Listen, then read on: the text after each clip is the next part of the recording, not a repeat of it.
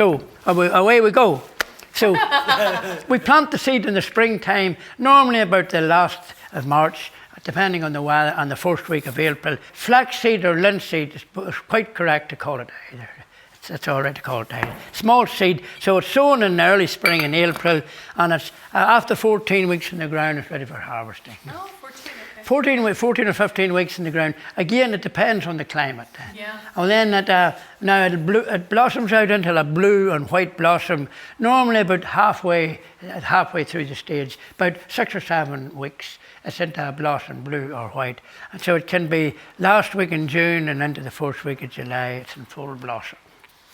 Nice. Then those blossoms are very sensitive to light, and they would last for about 2 to 3 weeks. Flax, anyway, as I was saying, is planted early in the springtime, and we would harvest it then in August. And in the olden days it was pulled by hand, but now of course modern machinery will do all that. And it's after it's pulled, it's set up and dried, taken into the barns, and the seeds taken off it. But in the olden days, because flax, it's a very ancient crop, it was cultivated in Egypt 5000 BC, brought along the shores of the Mediterranean by the Romans into Gaul, which is now France, and over into Britain and spread all over Europe. But we don't know who brought it over to Ireland. We don't know that. We don't know, and we certainly don't know who brought it to Dromore. Wow. So, we don't know that. Somebody said McConville's brought it to Dromore. we don't know about that. You see, this was no machinery in those days. We're talking about 5000 BC. This is how they took the seed off it here. That's called simply a rippler. Yep. See that there? Yep. Well, then that's starting with this here. You see, you finish with that.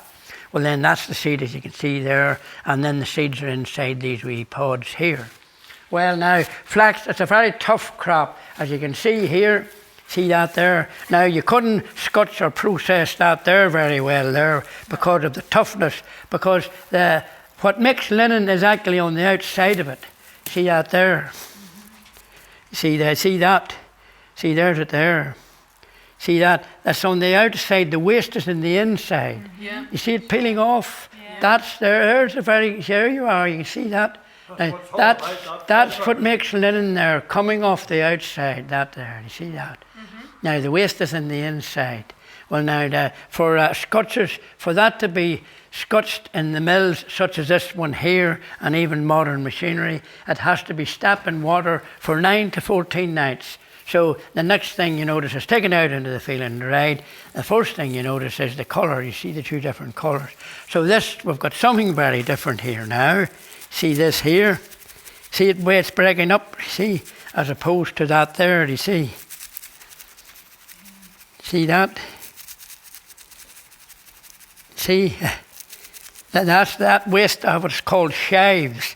Locally we would call it shives, but shives, S-H-I-V-E-S.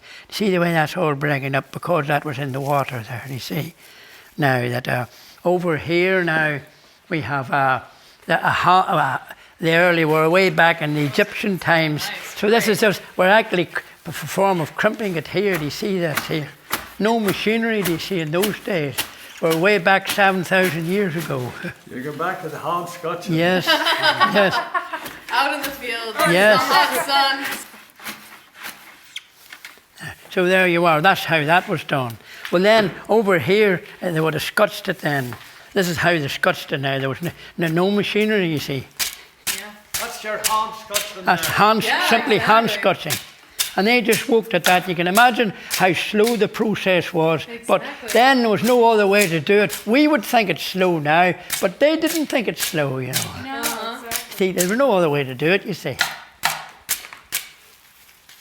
Oh, there's a flax in our family. Yeah. It runs back on my grandmother's side. It runs back for a while over 200 years. A great parents would have come from Luxembourg. And they had the skills, and they brought the skills over to the whole area. Lisburn, which is a town for 9 miles from here, and Dromore here, which is on the River Lagan. Yeah. You see, so it's here a long time, you know. Definitely. So this was a mill, and it went a very long time. As you can see, we just have it now as a museum there. It lovely There's no two of those the same. They're all different ones there. You see that all? See that? They're all different. That's what the flax mills there would have. It would Scotch mills have, it would have went away from the Scotch mills in that form there. Well, then when it went to the big spinning mills, then it went through a hackling process, which is simply combing it and taking out unwanted fibres out of it. So this is what you finished up here, and that's known as a sliver. Well, then that would be divided up again and again and again and again. Then it's spun and made into yarn then, like this here. And then after that, it's woven into linen. And that's unbleached linen there. We produced that. We grew that ourselves from seed. And we got that done in the big spinning mills. Yeah. Ferguson's and Banbridge there done that there. Did you ever do any do-redding here? Not so very much here. Some of it has been done here. It was a reasonable success, but it can be more done over in France, for their climate lends itself better. It's a more milder climate. Yeah. You see that. So we have done it here, but if we don't get the right weather, where you're not sure of the crop, you know. Right, that's So whereas in France, there's too big a risk here. Too big a risk here. Yes. That's to keep the boards up. Exactly. I was going to say that's to keep the mice out. Yeah. Yes. Well, then in here we have an 1875 water wheel here. See. Wow. Now there's a long history. There's a very long history to that water wheel there. It came here. My late father, he acquired it in his young days, and it was in a dismantled state. And so it was all built by hand. There was a number of workers. They all had to be assembled by hand. There was no lifting equipment or no modern way of doing things. You're talking about 10 tons in weight, and they had that all. Move it into place? Yes, they had to God. build it all in sections, all in bits and pieces, Wow. all built in sections. Yes. Have you heard of Harry Ferguson, the tractor man?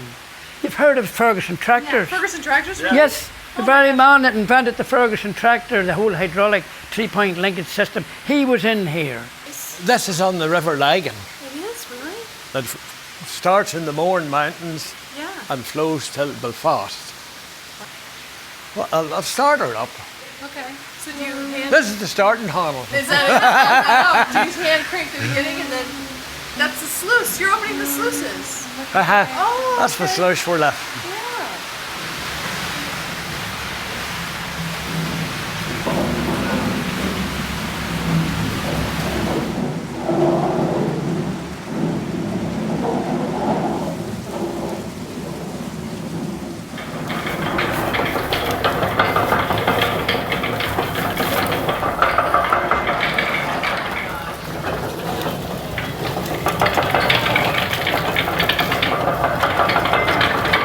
This is what you call striking. You do! Oh my god. Cow. That is so crazy. Look at that. Now this is Scotchy. Yes, this is like, we've only seen this on the videos from Northern Ireland. That's the only one going. That's so great. Oh my gosh. Wow. So would they just, so all the workers would be standing next to each other and they would just Yeah. throw the bundles across them? Yeah. So great. It's so great.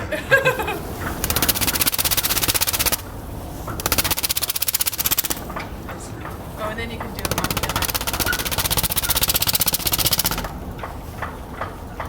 Every stage is getting cleaner. Look at that. There you Oh are. my god, the shine. The workers here started at 8:30 in the morning to 6. Took their breaks. And each worker made his own money. Flax went out of here after the war in the late 50s, definitely in the early 60s. There was no flax growing in Ireland at all. Oh my goodness. And probably 2003 or 4, they were all gone, dry spinners and all. Yeah. So that's near the story of the linen as far as we go.